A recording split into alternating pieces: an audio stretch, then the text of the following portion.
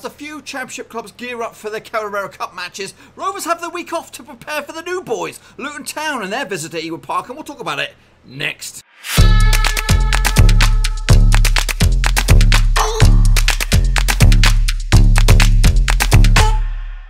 That's right, folks, back once again with another match preview, boys and girls, as Blackburn Rovers take on Luton Town over at Ewood Park. And we'll get to that in just 1 second. If you're new to the channel, smash your subscribe button to keep you bang up to date with all things Blackburn Rovers related, Championship related, world football related, all here under one roof ski, boys and girls. We've got a lot to talk about, but before we get into it, I want to grab your undivided attention, and you've got to be quick. You've got to be quick fire. If you are a Rovers fan or a Luton Town and you want to get involved with the show, be on the show, have your own little spotlight, get in touch with me in the old comment section down below. I'm looking for a Luton fan and a Rovers fan to talk about the game. Get in touch with me. But anyway, let's talk about the game between you and I. Here we go.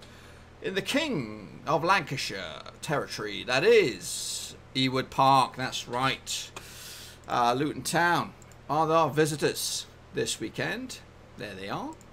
And they are managed by Graham Jones, who brought them up from League One. Obviously, the other Jones fella, who's over at Stoke now, did a lot of the donkey work, get themselves back-to-back promotion, basically, from League 2 to League 1. But they're here. 20th of September is the kick-off.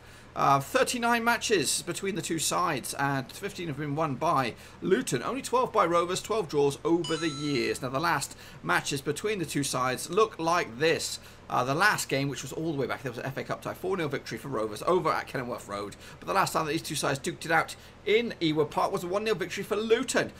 This season, obviously, we're going to duke it out one more time over at Kenilworth Road on the 2nd of May. 2020. So, don't forget, Luton did come into this division first from League 1. So, they are the champions currently of League 1. So, let's take a little look at the injuries before we get to the first team action and take a look at the starting 11s. No registered suspensions for either side. Luton don't have any injuries as well. We are nursing a couple of players. Daniel Butterworth and Ben Brereton are the two players likely to miss out through injury. Obviously, there is a little bit of an illness. Rothwell picked up a bit of a bug. Amari Bell maybe have a bit of a sickness as well. So maybe they will feature, maybe they won't. But it's been actually quite a difficult selection process for Rovers fans recently, because Mowbray is mixing it up a bit, which is good to see, a bit of competition in the field. Quick look at the expected starting 11s. First and foremost, on the left-hand side, we have Rovers. One change for me, and that is in midfield. We'll talk about it in a second. Walton between sticks, Cunningham, Williams, Lenihan, and Bennett at the right-hand side. He is the captain. You know, can't really drop him out of the team, and to be honest with you, I don't know where else to stick him. I wouldn't stick him further afield. It's either right back or nowhere for Bennett. Nyambe's just considered himself a little bit unlucky. But yeah, one of these days he's going to have to be bold enough to drop him and give the captain's armband to Lenihan. And you know what? When you get your chance, Nyambe, you got to take it and be all guns blazing. Evans retains his spot. I thought he did pretty well last time out. Travis was a substitute last week. And so was Johnson. So it was a bit of was Johnson? I can't remember. But anyway, Evans regains his spot. Johnson starts. Dakaruni in the middle, Downing, Gallagher, and Armstrong down the middle for me. That's what I'm calling it. As for Luton, they go with a 4-3-3 formation, sort of, or 4-3-1-2 sort of formation. Slugger between the sticks. Bree, Bradley, Pearson, and Bolton. 3 Bs out of 4 there. Brown, Turncliffe, Shinnie, Collins, the goal scoring. He is my danger man, actually, didn't mention it. Cornick and Lualawa up top. So these are your expected starting 11s. Give me your own predictions in the old comment section, what you think will be the starting 11 in the old comment section down below. What else we got for you? Quick look at the stats. Dacky Rooney is the top scorer for Rovers at the moment with 4 goals to his name. Williams is second top goal scorer with 2. Downing and Graham have 1 goal each. As for the yellow cards, Bennett and Cunningham both have 4 to their name. Lenihan and Lenihan has 3. Johnson has 2. Over in Luton, Collins is the man in the spotlight. Both 4 goals for him. It makes him the top goal scorer for Luton. 3 goals for Cornick. Shinnie has 2, and Craney has 1 as well. As for the discipline, 3 yellows for Collins, 2 for Shinnie, 2 for Potts, and 1 for Lualawa. Both teams have yet to register a red card.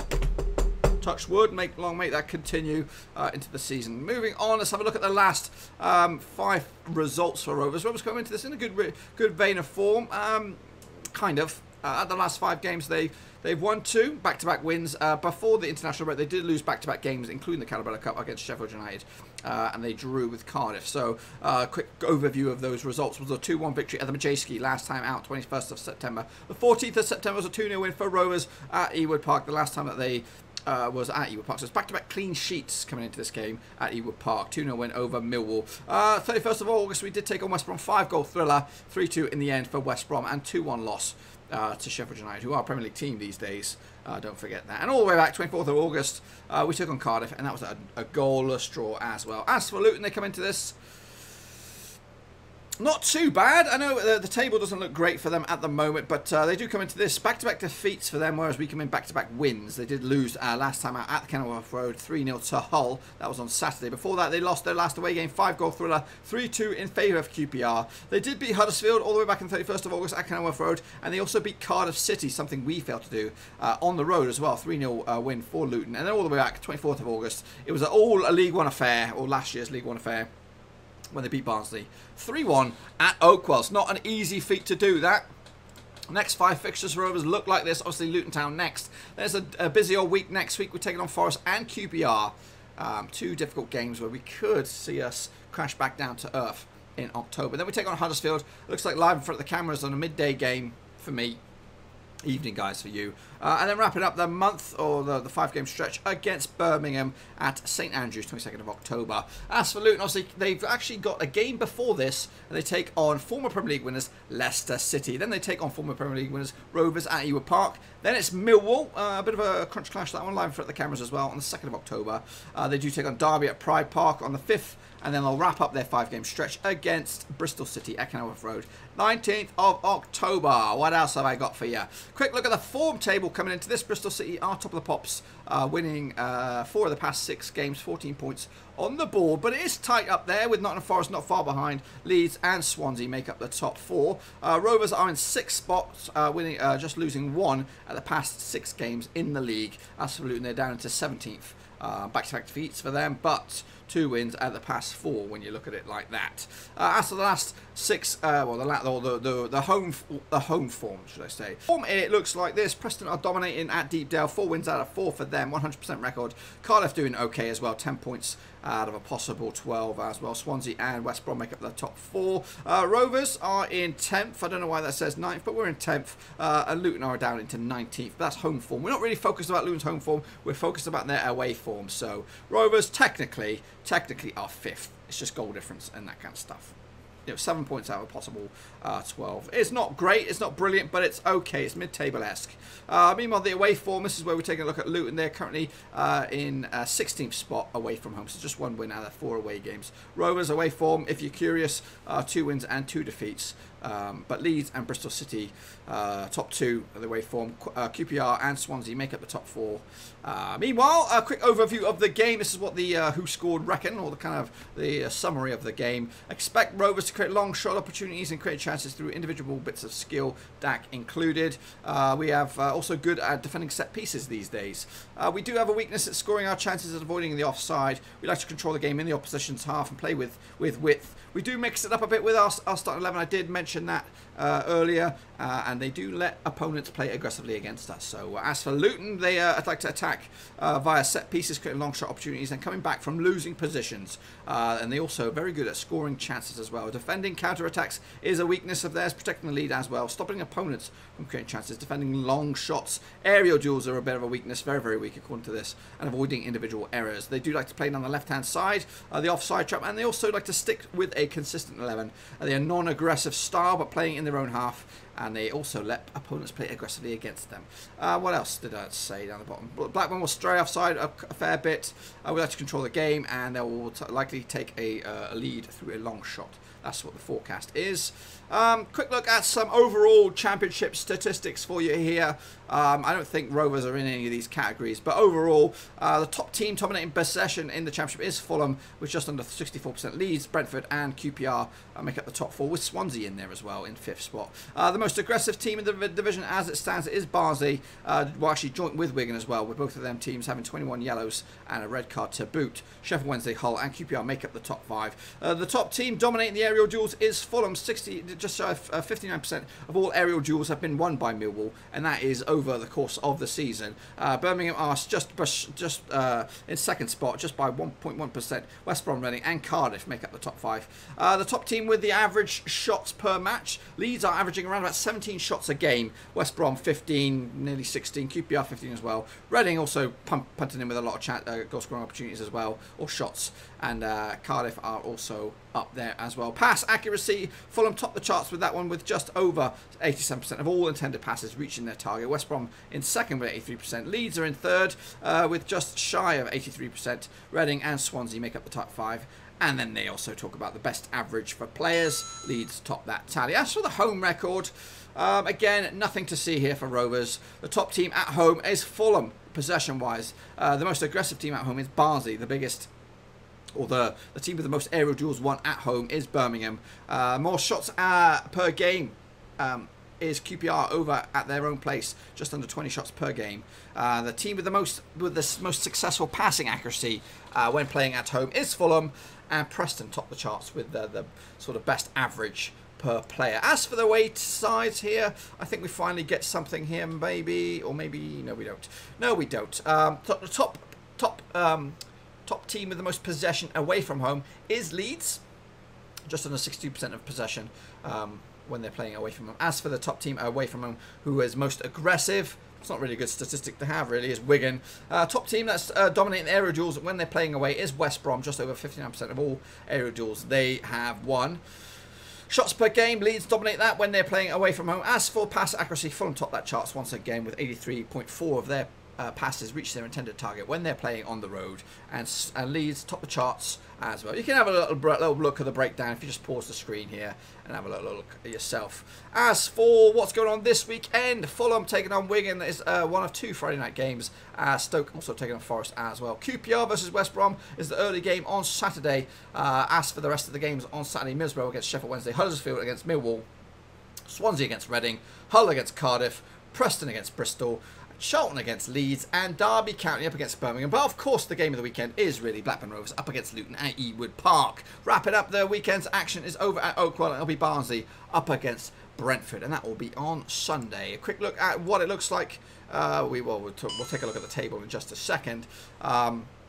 Going back to the game between Rovers and Luton, the last time that these two sides duked it out was all the way back in 2007. It was at Kenilworth Road, and it was a 4-0 win for Rovers, with Matty Derbyshire scoring 2 of the 4 goals. Benny McCarthy and MGP getting on the score sheet as well. Also, a quick look at a bit of a synopsis of Rovers' home form compared to Luton's away form. This is kind of just a breakdown, should really follow the form tables. But Rovers come into this, obviously they did open up the season with a defeat against Charlton, but since then they've not lost at home. As for Luton, they did open up their campaign with a defeat, or their away campaign with back-to-back defeats against Cardiff and Sheffield Wednesday. They did beat Barnsley and Cardiff once again in the redo in the Carabao Cup, but they also lost against QPR. So 3 of the past 5 games in all competitions have been defeats for Luton. Here is that table that I've been talking about. Rovers coming to this 10th. Luton coming to this in 24th spot. They could end up in the drop zone at the end of this game, and Rovers could go as high as 3rd, and that will be dizzy territory for Rovers this season. Quick look at the top goal scorers as it stands. Lyle Taylor still is the man with 5 goals to his name. Grant is in there with also joint top goal scorer with 5. Mitrovic has 5. Wells has 5.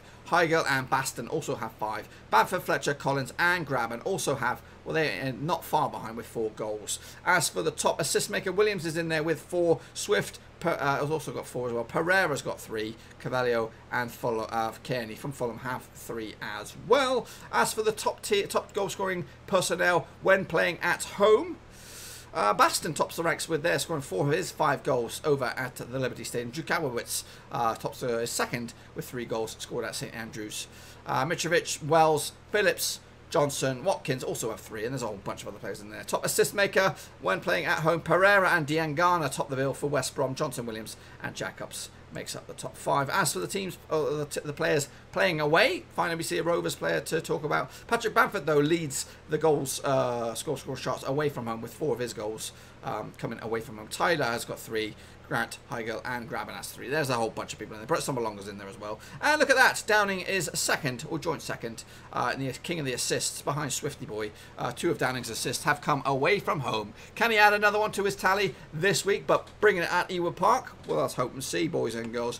Yeah, and that's pretty much it. I'll give a little bit of a summary in just a second. A little bit of admin for you folks. I will be going live this week. By the time this goes live, you'll still get a chance to catch me live on the Premier League show. The Championship show has already taken place. You can still catch the predictions. Just revisit the stream and get your predictions in the comment section down below. But I'll be live with the Premier League on a Tuesday, 5 PM GMT. 12 PM if you are watching over in the US where I'm at. And then also on Thursday we'll have Champions League predictions for the next week. We'll take a look at how you guys got on with match day 1. Again, that should be around about the same time. That'll be live on the channel. Also let you know that I will be live over on Twitch, boys and girls, this Saturday, watching Rovers take on Luton at Ewood Park. A link to the Twitch platform is in your description down below. Come on over and say hello. It's a good old live show. We bring it to state with all kinds of goals going everywhere, live updates with the league and all that kind of good stuff. It is a good bit of fun. So make sure you come and check that out. And I did say this at the start, but I'm going to do it anyway. I do have a career mode going at you, and it will be live today, day 1, match 1, career whatever it is. It will be with Sunderland. Try to take them from League 1 all the way to the top of the world. In obviously Premier League first, you know, basically taking them from obscurity back to the top of the game, and it's called the making of a champion. So make sure you check that bad boy out. But yes, Luton Town. It's been a while since we've locked horns. Will you come out on top with the victorious 3-pointer, or will it be Rovers who can end the season, or not end the season, end the month with 3 wins out of 3? That would be absolutely tip top for us. Motivation wise, get your thoughts and predictions in the old comment section down below. What you think will happen between Rovers and Luton, and if you are a Rovers or a Luton fan, get in touch with me quick time, and then we can try and sort you out to be on the show featuring this game, Rovers against Luton. I'll ask you a few questions, very simple stuff. Anyway folks, I'm going to get out of here. Hopefully you enjoyed the video. If you did, smash the thumbs up. If you do, smash the subscribe. New videos pretty much every single day on the channel, one way or the other. Until then, thumbs up. I'm out. Ciao. Thanks again for watching. Please like, share, and most importantly, hit the subscribe button to keep you bang up to date with all things Blackburn Rovers related, Championship related, football related. We've got it all covered right under one roof. And while I still have you, please be sure to check out some of the old videos scattered along here. I hope.